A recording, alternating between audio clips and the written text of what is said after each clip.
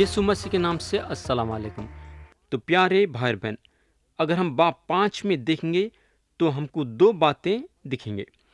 पहली बात है, मसीह एक आदमी के अंदर से बदरू को निकालते हैं, और दूसरी बात है, मसीह मरे हुए लड़की को जिंदा करते हैं और एक बीमार औरत को शफा देते हैं।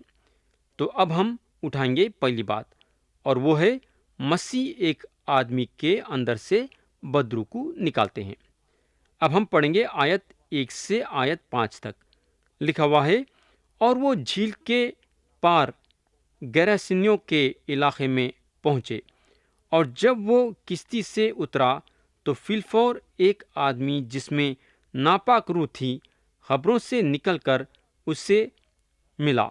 वो खबरों में रहा करता था, और अब कोई उससे जंजीरों से भी ना बांध सकता था, क्योंकि वो बार बार बेड़ियों और जंजीरों से बांधा गया था। लेकिन उसने जंजीरों को तोड़ा और बेड़ियों के टुकड़े टुकड़े किए थे, और कोई उससे काबू में ना ला सकता था। और वो हमेशा रात दिन खबरों और पहाड़ों में चिल्लाता और अपने तैन पत्थरों से जख्मी करता था। तो प्यारे भाई बहन, यह कलाम बताता है कि मसीह और उनके शागिर्द गिरासिनियों के इलाके में आए।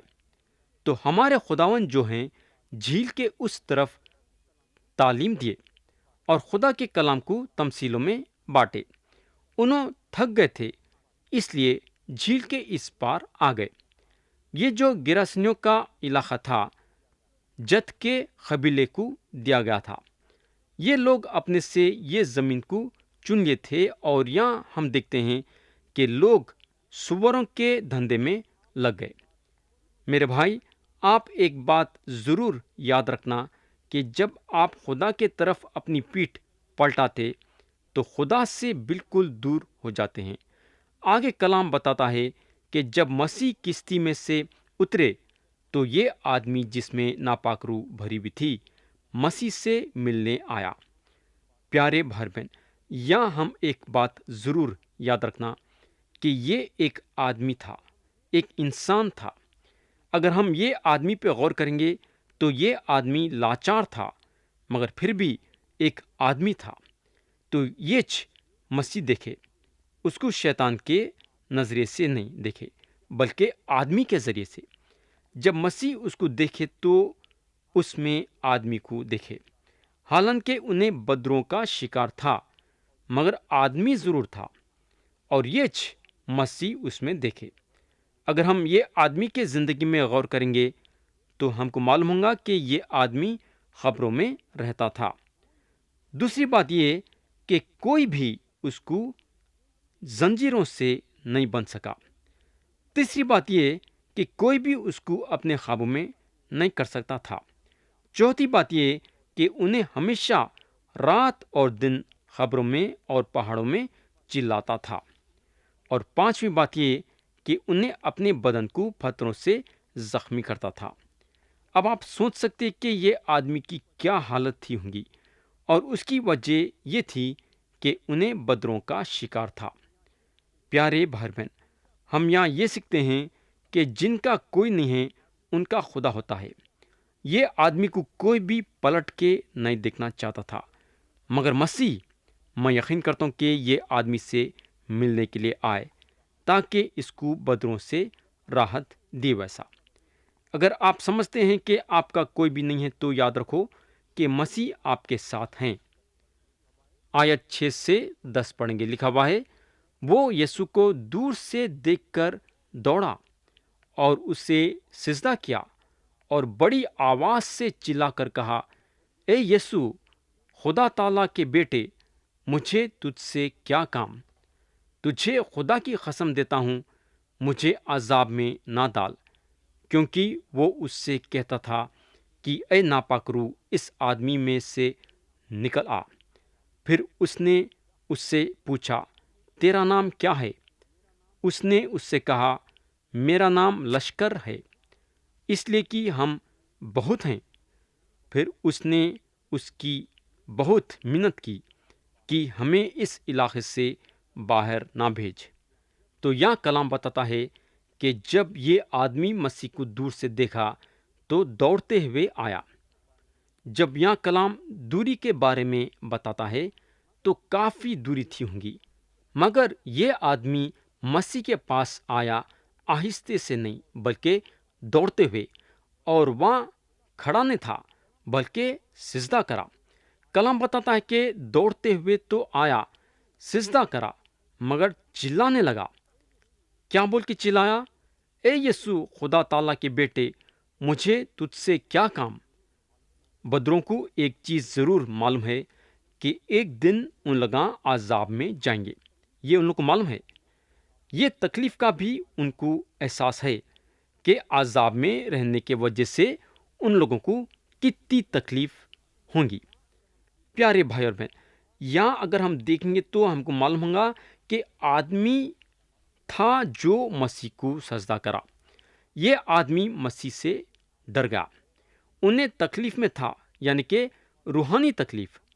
دوسرے الفاظوں میں ہم اس کو روحانی سکیزوفرینیا بول سکتے۔ سکیزوفرینیا کا مطلب ہے دو الگ شخص، کبھی آدمی بات کر رہا ہے تو کبھی بدرو۔ تو یہ آدمی بدروں کا شکار تھا۔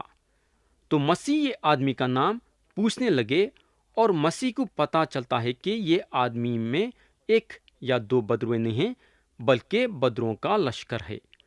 آگے کلام بتاتا ہے کہ یہ بدرویں مسیح سے منت کرنے لگے کہ ان لوگوں کو یہ علاقے سے باہر نہیں بھیجنا۔ اب ہم دیکھیں گے کہ یہ بدروں کی آنکھ کس پہ تھی۔ ان لوگاں وہ آدمی سے نکلنا تو ضرور تھا، مگر کہاں جانا چاہتے تھے؟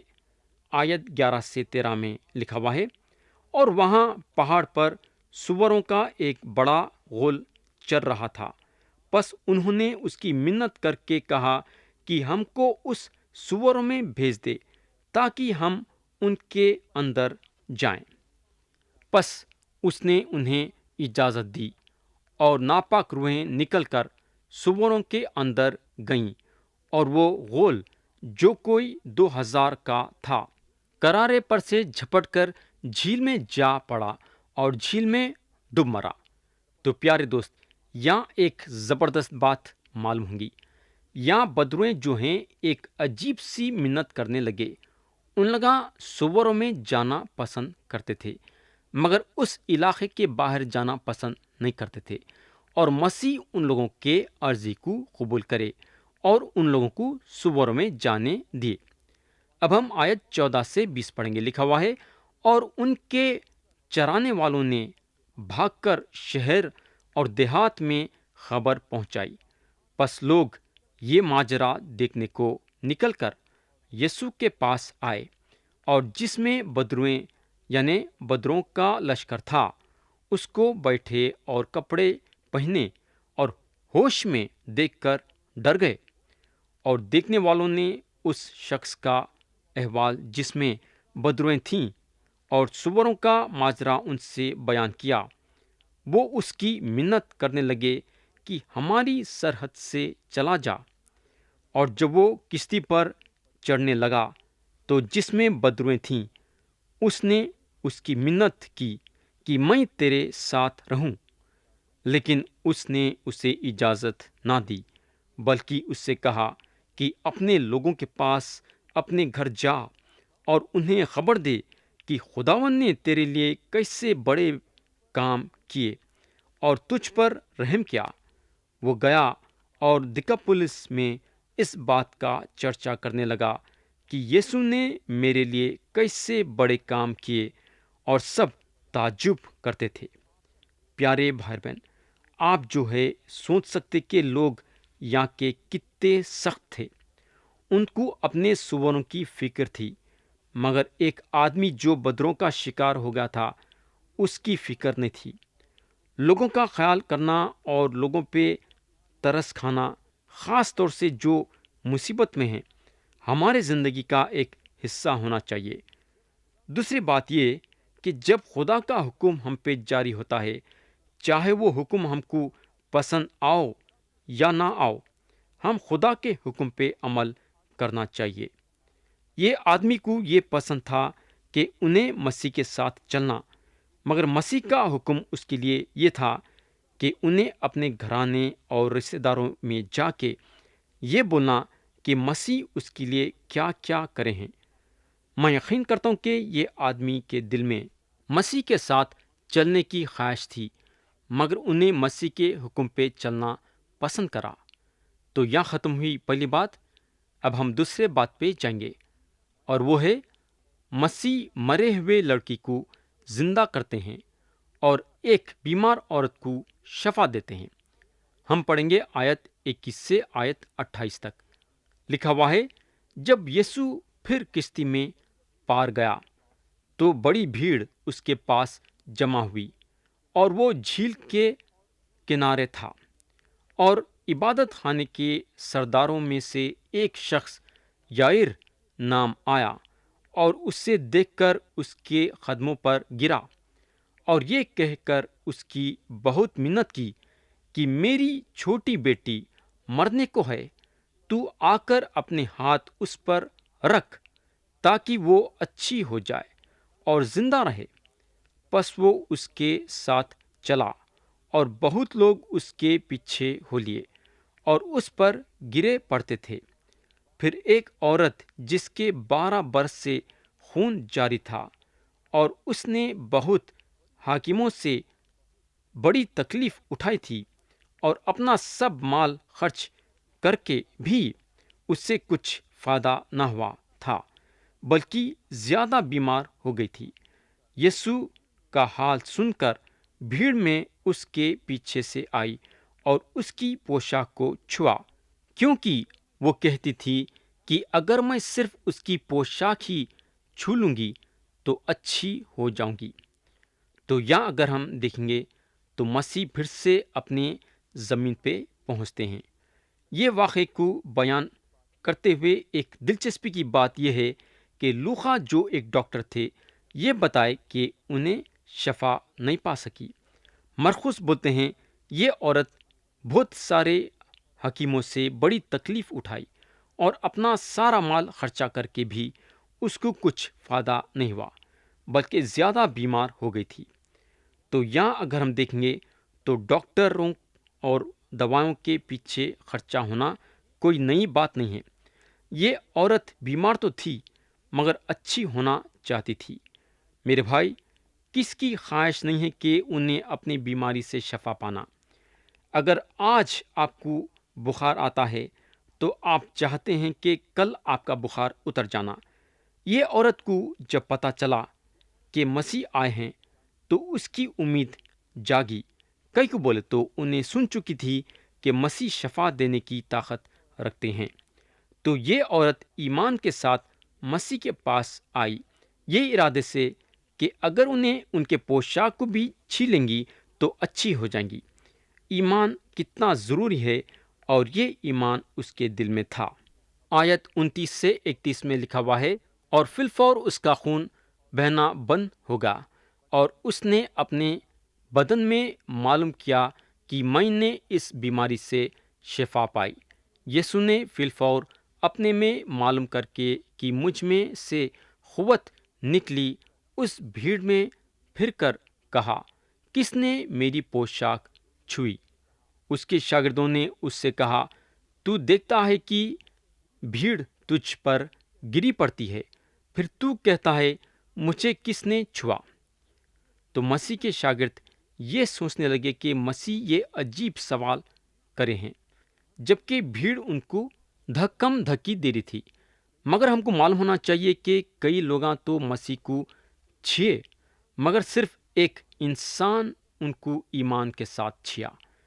پیارے بھائی بہن، مسیح کی جو شفا کی طاقت یہ عورت کے جسم میں گئی تو انہیں اپنے آپ میں محسوس کری کہ انہیں اپنی بیماری سے شفا پا گئی ہے۔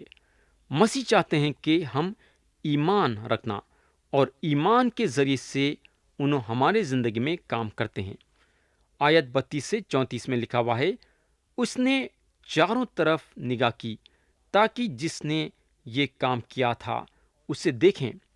وہ عورت یہ جان کر کہ مجھ پر کیا اثر ہوا، ڈرتی کانپتی آئی اور اس کے آگے گر پڑی اور سارا حال سچ سچ اس سے کہہ دیا۔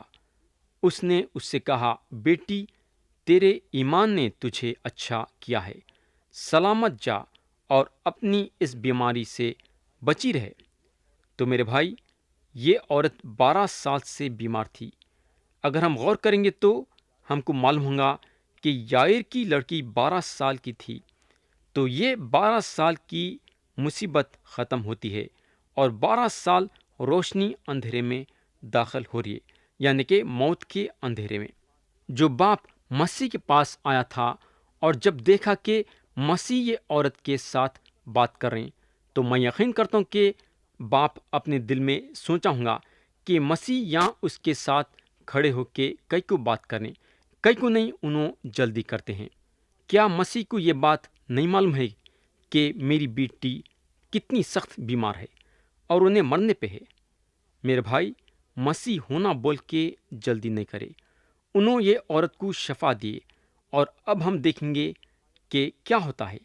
آیت 35 سے 40 پڑھیں گے، لکھا ہوا ہے، وہ یہ کہہ ہی رہا تھا کہ عبادت خانے کے سردار کے ہاں سے لوگوں نے آ کر کہا کہ تیری بیٹی مر گئی، اب استاد کو کیوں تکلیف دیتا ہے؟ جو بات وہ کہہ رہے تھے اس پر یسوع نے توجہ نہ کر کے عبادت خانے کے سردار سے کہا، خوف نہ کر، فقط اتقاد رکھ۔ پھر اس نے سوا پطرس اور یعقوب کے بھائی یوحنا کے اور کسی کو اپنے ساتھ چلنے نہ دیا، اور وہ عبادت خانے کے سردار کے گھر میں آئے اور اس نے دیکھا کہ ہلڑ ہو رہا ہے اور لوگ بہت رو پیٹ رہے ہیں، اور اندر جا کر ان سے کہا، تم کیوں گل مچاتے اور روتے ہو؟ لڑکی مر نہیں گئی بلکہ سوتی ہے۔ وہ اس پر ہنسنے لگے، لیکن وہ سب کو نکال کر لڑکی کے ماں باپ کو اور اپنے ساتھیوں کو لے کر جہاں لڑکی پڑی تھی اندر آیا۔